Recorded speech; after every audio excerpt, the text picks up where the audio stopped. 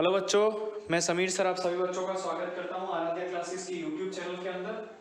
Present lecture के अंदर हम लोग यूनिट नंबर 14 बायोमोलिक्यूल्स का पार्ट नंबर 3 पढ़ने वाले हैं। इस टॉपिक में हम लोग प्रोटीन्स के बारे में पढ़ेंगे। प्रोटीन्स वर्ड जो है वो प्रोटियोज पर से डिराइव किया गया है। It is derived from proteose. यह हमें प्रोटियोज पर से डिराइव हुआ है। प्रोटियोज वर्ड का मीनिंग होता है प्राइम इंपॉर्टेंस। ये वर्ड जो है उसका मतलब होता है प्राइम इंपॉर्टेंस। मतलब नाम से ही समझ में आ रहा है कि प्रोटीन जो है they are important class of biomolecules. ये हमारी बॉडी के अंदर मेन स्ट्रक्चरल कंपोनेंट होते हैं। They are class of compounds. They are class of compounds which are they are class of compounds which are main structural units of body, which are main structural units of animal body. Animal body के अंदर बहुत ही important इनका role होता है। ठीक है, why? Because they are needed for construction of cell as well as repair of damaged cell. They are necessary for construction of they are necessary for construction of new cell as well as repair of damaged cell. तो किसी भी body के अंदर नए cell बनाना और damaged cell को repair करना जो है वो प्रोटीन्स के हाथ में होता है। इसीलिए ही they are responsible for growth of the body. They are responsible for the growth of the body. किसी भी बॉडी की ग्रोथ के लिए रिस्पॉन्सिबल होते हैं, क्योंकि हमारी बॉडी के अंदर सेल को सिंथेसाइज करने का और डैमेज्ड सेल्स को रिपेयर करने का जो फंक्शन होता है वो हमें प्रोटीन करके देता है। अगर हम सोर्सेज की बात करें, प्रोटीन हमें कहाँ से मिलता है, तो मेन सोर्सेज जो है वो है फिश, उसके बाद है एग, उसके बाद है मीट, ठीक है, उसके बाद है मिल्क, उसके बाद है आपके पल्सेस, ठीक है, सोयाबीन, पीनट्स, पल्सेस हैं, उसके बाद है सोयाबीन, उसके बाद है पीनट्स। इन सब में हमें अच्छी खासी क्वांटिटी के अंदर प्रोटीन जो है वो ऑब्टेन होता है। याद रखो बच्चों, प्रोटीन जो है, proteins are made from alpha amino acids. All proteins जो है they are made from alpha amino acid. तो ये यहाँ पर आपके लिए एक नया वर्ड आ रहा है जिसका नाम है अमीनो एसिड। चलिए बच्चों, अब अमीनो एसिड के बारे में समझते हैं। हमने इतना समझ लिया कि अमीनो एसिड जो है वो प्रोटीन बनाता है। तो एक्चुअली जो प्रोटीन है वो पॉलीमर होता है जिसके अंदर मोनोमर आपका अल्फा अमीनो एसिड होता है।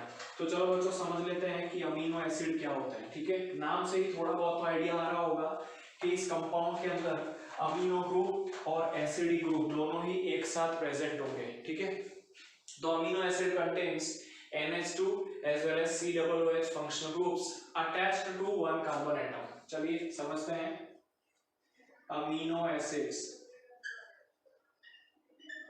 तो अमीनो एसिड्स कंटेन अमीनो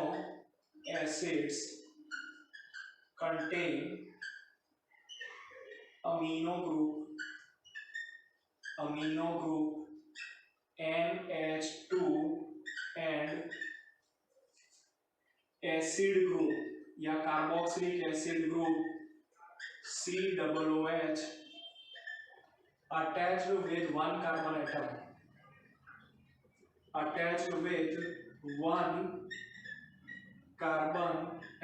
एक ही कार्बन एटम के साथ अमीनो ग्रुप और कार्बोक्सिलिक एसिड ग्रुप जो है वो जुड़े हुए होते हैं। ठीक है, अमीनो एसिड जो हैं उनके अगर हम जनरल स्ट्रक्चर की बात करें, ठीक है, तो ऐसा होगा। देखो यहाँ पर आपका अमीनो ग्रुप, यहाँ पर आपका कार्बोक्सिलिक एसिड, यहाँ पर आपका अल्काइल, यहाँ पर आपका कोई भी ग्रुप R और यहाँ पर आपका है हाइड्रोजन। याद रखो बच्चों, यहाँ पर अगर आप R को अलग अलग लिखते जाएंगे, R जो है आपकी यहाँ पर साइड चेन है, this is your amino acid, this is your amino acid, here R is the side chain. अगर आप R की जगह पे अलग अलग चेन लगाते जाएंगे तो आपको अलग अलग अमीनो एसिड जो है वो मिलते चले जाएंगे। आपकी टेक्स्ट बुक के अंदर टोटल 20 टाइप के अमीनो एसिड जो हैं वो लिखे हुए हैं। अगर यहाँ पर R की जगह पे मैं हाइड्रोजन लिख दूं तो सबसे सिंपल अमीनो एसिड मिलता है। अगर मैं यहाँ पर R की जगह पे H लिख दूं तो सबसे सिंपल अमीनो एसिड मिलता है। इस सबसे सिंपल अमीनो एसिड का नाम है ग्लाइसिन या GLY या G, इसको सिंपलिकली GLY या G या ग्लाइसिन के नाम से लिखा जाता है। अगर हम H की जगह पे CH3 ग्रुप लगा दें, अगर इस H की जगह पे CH3 लगा दिया जाए तो यहाँ पर ये जो अमीनो एसिड आपको मिलेगा उसका नाम है एलेनिन।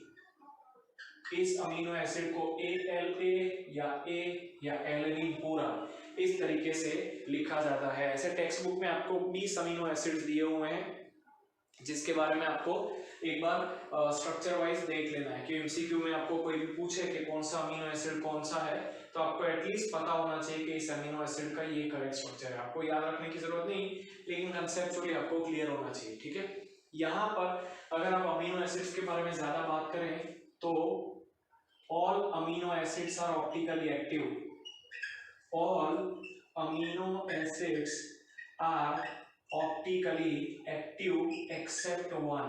आप खुद देख सकते हैं कि इसमें एक अमीनो एसिड जो है वो ऑप्टिकली इनएक्टिव है जिसका नाम है ग्लाइसिन, ठीक है, क्योंकि ग्लाइसिन में एक ही कार्बन के साथ दोनों हाइड्रोजन एटम सेम जुड़े हुए हैं, ठीक है। तो ये हो गया आपका अमीनो एसिड्स के बारे में। अब नेक्स्ट जो है वो है classification of amino acids.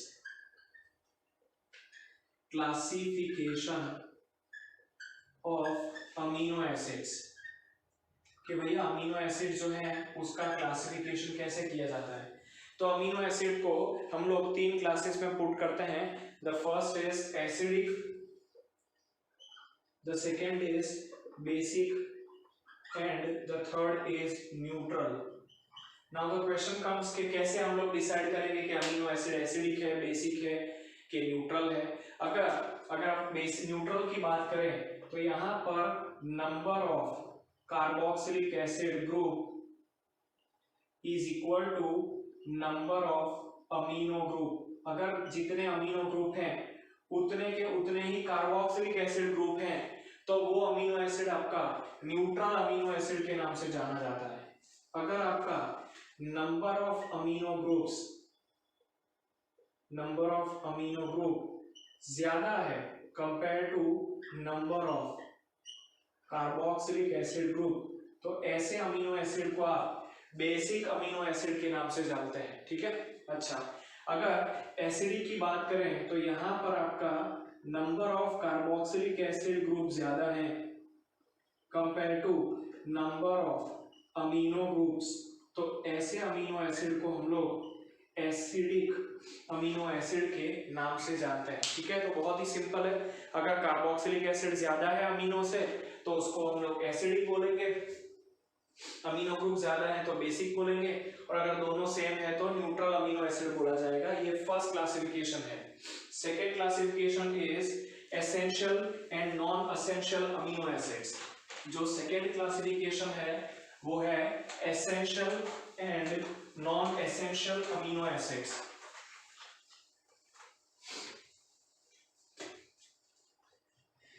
Essential and non essential amino acids.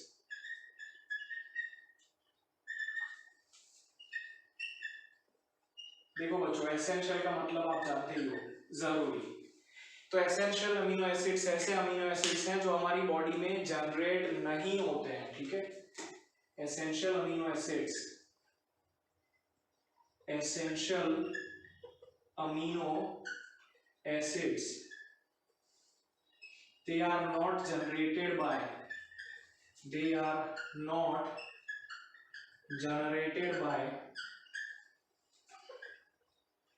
our body, ये हमारी बॉडी में जनरेट नहीं होते हैं, they are called and are known as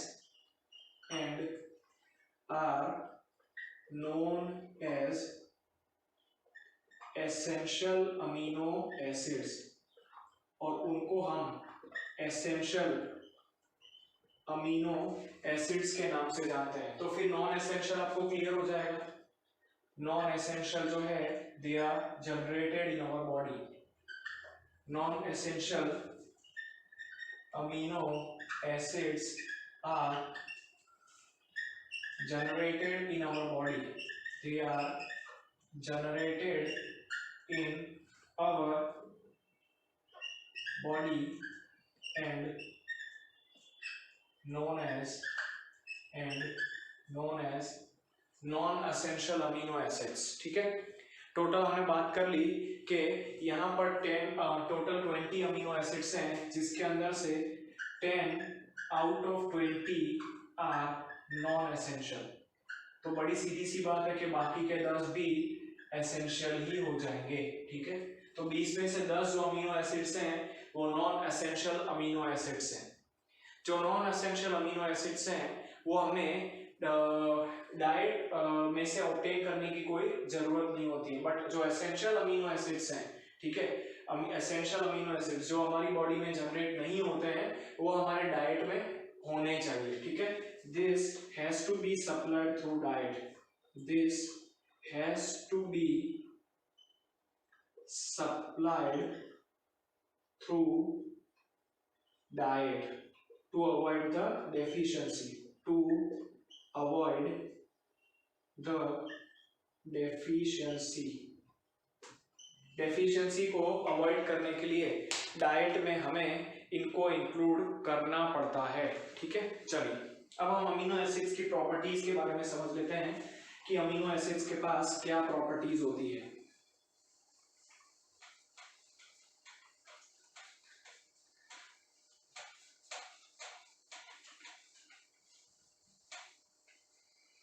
अगर हम अमीनो एसिड्स की प्रॉपर्टीज की बात करें तो ये कलरलेस क्रिस्टलाइन सॉलिड होते हैं और इनके मेल्टिंग पॉइंट जो है वो हाई होते हैं। ठीक है, essential and non essential amino acids के बाद हमारे पास है properties of amino acids. Properties of amino acids ये है, इनके पास हाई मेल्टिंग पॉइंट होता है, ये वाटर सोल्यूबल होते हैं। ठीक है, यहाँ पर ये जो अमीनो एसिड्स होते हैं वो हाईली वाटर सोल्यूबल और क्रिस्टलाइन कंपाउंड्स होते हैं। ठीक है, अमीनो एसिड्स की बात करें तो ये क्रिस्टलाइन कंपाउंड्स होते हैं and they behave like salt. देखो सिंपल सी बात है, उनके अंदर एसिडिक और बेसिक दोनों ही ग्रुप प्रेजेंट है, तो they behave like salts, not they are not organic compounds but not as organic compound. वो ऑर्गेनिक कंपाउंड भले ही दिखते हों लेकिन वो ऑर्गेनिक कंपाउंड की तरह बिहेव नहीं करते बल्कि सॉल्ट की तरह बिहेव करते हैं। Not as organic compound but behave like salt, वो सॉल्ट की तरह बिहेव करते हैं। ठीक है, अच्छा अब एक इम्पॉर्टेंट बात आती है कि इसके अंदर एसिडिक और बेसिक दो ग्रुप दोनों ही प्रेजेंट होते हैं, इसीलिए यहाँ पर ये ज्वीटर आयन फॉर्म करते हैं। समझना, यहाँ पर Cr, यहाँ पर है आपका H, यहाँ पर NH2, ये है COOH, ये आपका अमीनो एसिड का स्ट्रक्चर है। जब अमीनो एसिड को हम लोग एक्वेस सॉल्यूशन में रखते हैं तब क्या होता है, तो एक्वेस सॉल्यूशन के अंदर अमीनो एसिड प्रोटॉन को लूज करके, अमीनो एसिड प्रोटॉन को लूज कर देते हैं और यहाँ पर बाइपोलर आयन बनाते हैं। समझो बात को, इसने प्रोटॉन को लूज किया, ये बेस होने की वजह से प्रोटॉन को एक्सेप्ट किया, इस आयन को ज्वीटर आयन बोला जाता है। ठीक है, हम लोग लिखेंगे कि amino acids have both acidic as well as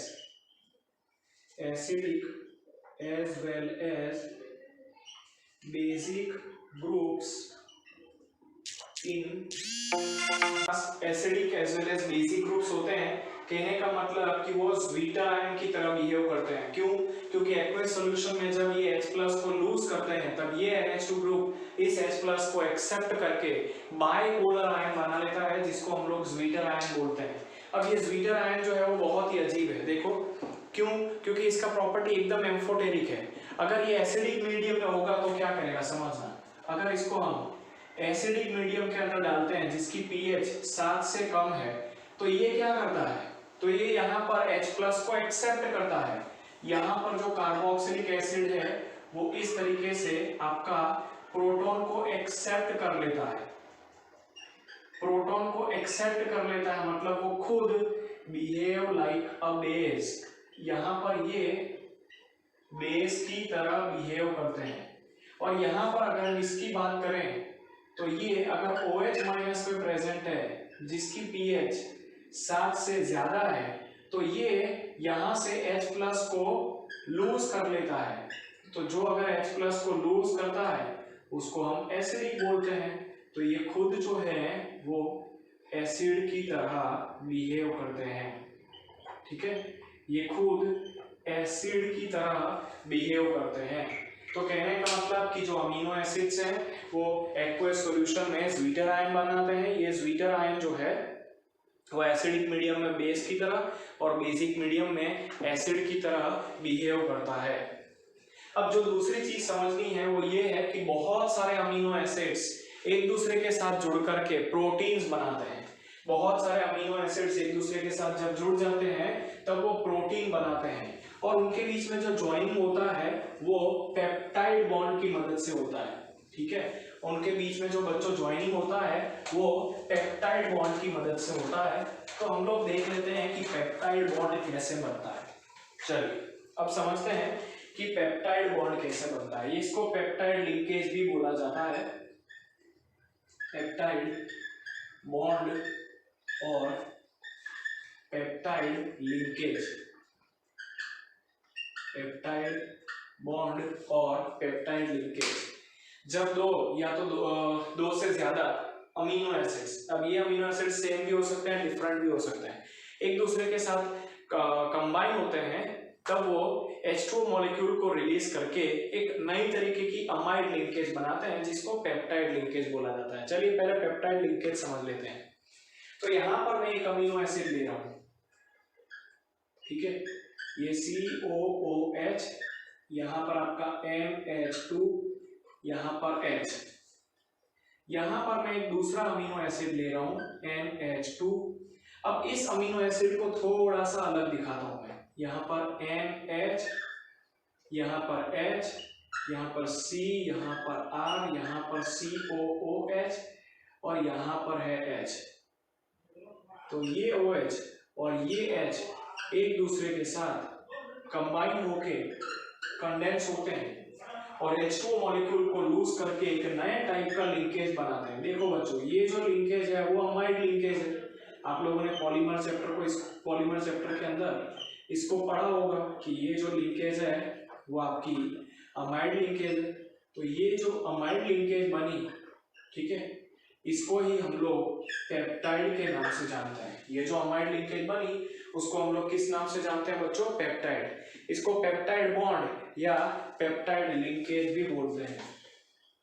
new bond called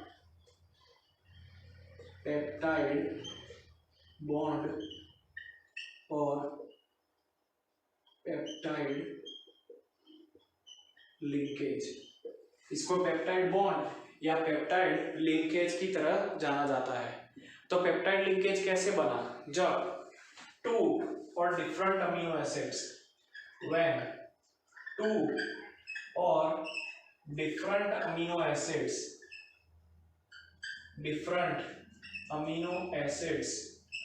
combine and loses H2O molecule loses H2 molecule, a new bond is formed. A new bond is formed called peptide bond or peptide linkage. Called peptide bond or peptide linkage. इसको हम peptide bond या peptide linkage की तरह जानते हैं, ठीक है। इसी लिंकेज की वजह से अमीनो एसिड जो है वो कंबाइन होते हैं, ठीक है। अच्छा, अब यहां पर if two amino acids are combined, if two amino acids combine होते हैं तो प्रोडक्ट को हम लोग बोलते हैं डाइपेप्टाइड, ठीक है। The product is called dipeptide, peptide, ठीक है। अगर 3 अमीनो एसिड कंबाइन होते हैं तो उस प्रोडक्ट को बोला जाता है ट्राइपेप्टाइड। अगर बहुत सारे अमीनो एसिड कंबाइन होते हैं, बहुत सारे अमीनो एसिड अगर कंबाइन होते हैं तो प्रोडक्ट को बोला जाता है पॉलीपेप्टाइड। और अगर पॉलीपेप्टाइड के अंदर मॉलिक्यूलर मास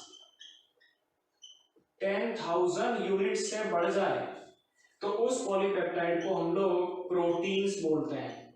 समझना, 2 अमीनो एसिड कंबाइन हुए हैं तो डाइपेप्टाइड, 3 अमीनो एसिड कंबाइन हुए हैं तो उसको ट्राइपेप्टाइड बोलते हैं, 4 अमीनो एसिड कंबाइन हुए हैं तो टेट्रापेप्टाइड, बहुत सारे अमीनो एसिड कंबाइन हुए हैं तो पॉलीपेप्टाइड। और ऐसे बहुत सारे अमीनो एसिड कंबाइन होके अगर ऐसा कोई पॉलीपेप्टाइड बना दे जिसका मॉलिक्यूलर मास 10,000 यूनिट से बढ़ जाए तो उसको हम लोग प्रोटीन्स बोलते हैं, ठीक है। तो उसको हम लोग प्रोटीन्स बोलते हैं। तो यहाँ पर हमारा अमीनो एसिड पूरा होता है।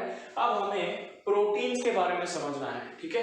प्रोटीन्स, इतना हमको पता चल गया है कि जब बहुत सारे अमीनो एसिड्स एक दूसरे के साथ कंबाइन होते हैं तो बनने वाले प्रोडक्ट को पॉलीपेप्टाइड बोलते हैं।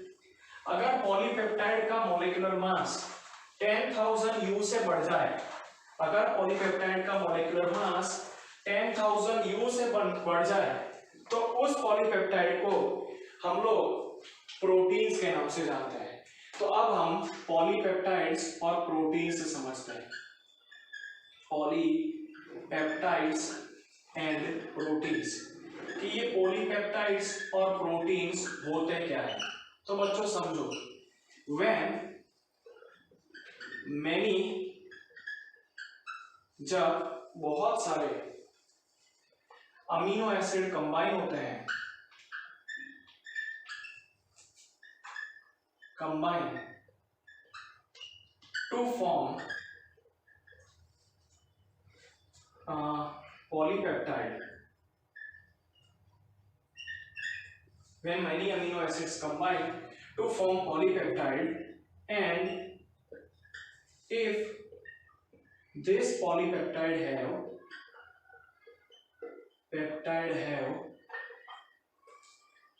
molecular mass greater than 10,000 U, अगर इनका मॉलिक्यूलर मास 10,000 U से बढ़ जाए then the product is called protein, is protein। अब समझो, बहुत सारे अमीनो एसिड्स कंबाइन होते हैं तो क्या बनता है, पॉलीपेप्टाइड। अगर पॉलीपेप्टाइड का मॉलिक्यूलर मास 10,000 U को भी क्रॉस कर जाए तो उसको प्रोटीन बोला जाता है। जैसे यहां पर आपके पास सपोज कर लो कि एलेनिन है, यहां पर आपका ग्लाइसिन है, ठीक है। यहां पर वापस एलेनिन है, यहां पर आपका ग्लाइसिन है। तो इन दोनों को सबको जोड़ते चले जाओगे तो इस लिंकेज को पेप्टाइड बॉन्ड बोलेंगे, पेप्टाइड बॉन्ड या लिंकेज। और जो बनने वाली प्रोडक्ट है उसको हम लोग पॉलीपेप्टाइड बोलेंगे। पॉलीपेप्टाइड का मॉलिक्यूलर मास 10,000 यू से बढ़ जाए तो उसको प्रोटीन्स बोलेंगे, ठीक है। अब अगर हम प्रोटीन्स के क्लासिफिकेशन की बात करें तो जो प्रोटीन्स हैं वो 2 टाइप के होते हैं। पहला जो टाइप है वो है फाइबरस प्रोटीन, और दूसरा जो टाइप है वो है ग्लोब्यूलर प्रोटीन। ठीक है, अब हम प्रोटीन्स के क्लासिफिकेशन की बात करते हैं। जो प्रोटीन्स है उसका पहला जो क्लासिफिकेशन है that is based on structure.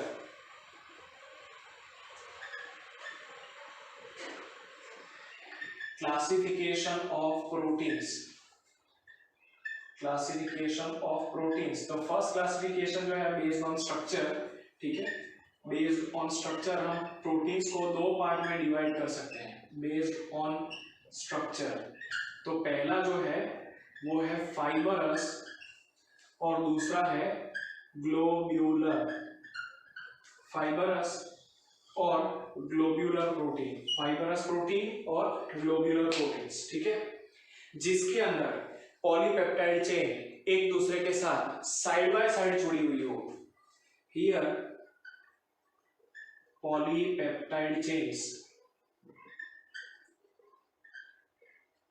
Are linked side by side. यहां पर जो पॉलीपेप्टाइड चेन्स हैं वो साइड बाय साइड जुड़ी हुई होती है। इसको हम लोग फाइबरस प्रोटीन बोलते हैं, फाइबरस प्रोटीन। अभी आपको इसके स्ट्रक्चर के बारे में बता देता हूँ। यहाँ पर ये इस तरीके की जो पॉलीपेप्टाइड्स हैं वो इस तरीके से साइड चेन से जुड़ी हुई होती हैं, तो ऐसे प्रोटीन्स को फाइबरस प्रोटीन बोला जाता है।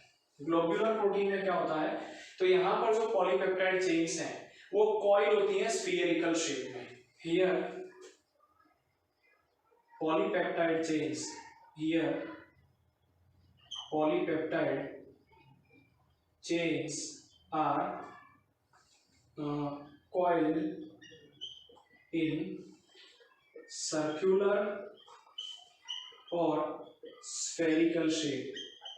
ये सर्कुलर या तो स्फेरिकल शेप में इस तरीके से कॉइल होती है। तो फाइबरस और ये हो गया ग्लोब्यूलर प्रोटीन।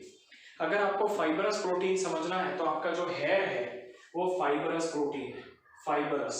तो फाइबरस प्रोटीन के अंदर लिख सकते हैं कि it is insoluble in water. आप लोगों ने देखा होगा कि जो वाटर होता है उसके अंदर हेयर जो है वो इनसॉल्युबल होते हैं, इसीलिए वो ड्रेनेज के अंदर फंस जाते हैं।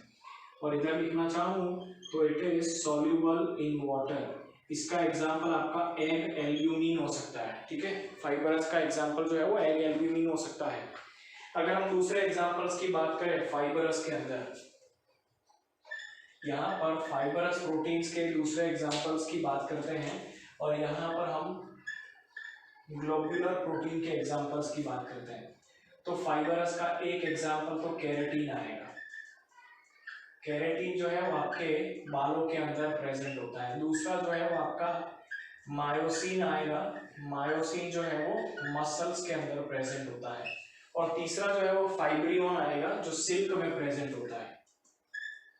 फाइब्रियोन जो सिल्क के अंदर प्रेजेंट होता है, डेयरी मिल्क सिल्क नहीं है, सिल्क, बराबर। चलिए, अब अगर हम ग्लोब्यूलर की बात करें तो ग्लोब्यूलर प्रोटीन जो है वो एल्ब्यूमिन के अंदर प्रेजेंट होता है। ठीक है, एल्ब्यूमिन के अंदर प्रेजेंट होता है। अब आपको पता है कि एल्ब्यूमिन जो है वो यहाँ पर आपका एग में से ऑब्टेन होता है। ठीक है, अगर हम सेकेंड एग्जांपल ऑफ ग्लोब्यूलर की बात करें तो हीमोग्लोबिन है। ठीक है, हीमोग्लोबिन जो है वो आपको पता ही है कि वो ब्लड के अंदर प्रेजेंट होता है, ब्लड के अंदर। ठीक है, और जो थर्ड एग्जांपल है वो आपका इंसुलिन है। बायोलॉजी वाले बच्चे जानते हैं कि इंसुलिन जो है वो हमारी बॉडी के अंदर शुगर लेवल को मेंटेन करने का काम करता है। तो जिसको डायबिटीज है उसके अंदर इंसुलिन जो है वो प्रॉपर अमाउंट में ब्लड में मिक्स नहीं होता है, इसीलिए इंसुलिन जो है इसीलिए वो बंदा जो है वो डायबिटिक हो जाता है, उसके बॉडी के अंदर शुगर का जो लेवल है वो डिस्टर्ब हो जाता है। ठीक है, तो यहाँ पर हमने प्रोटीन्स का क्लासिफिकेशन पूरा हुआ। इसी के साथ ही आपका टेक्स्ट बुक का जो प्रोटीन्स का कंटेंट है वो खत्म होता है। नेक्स्ट लेक्चर के अंदर हम लोग न्यूक्लिक एसिड्स की बात करेंगे। ठीक है, न्यूक्लिक एसिड इस चैप्टर का लास्ट टॉपिक है। फिलहाल इसको नोट डाउन कर लो। Thank you.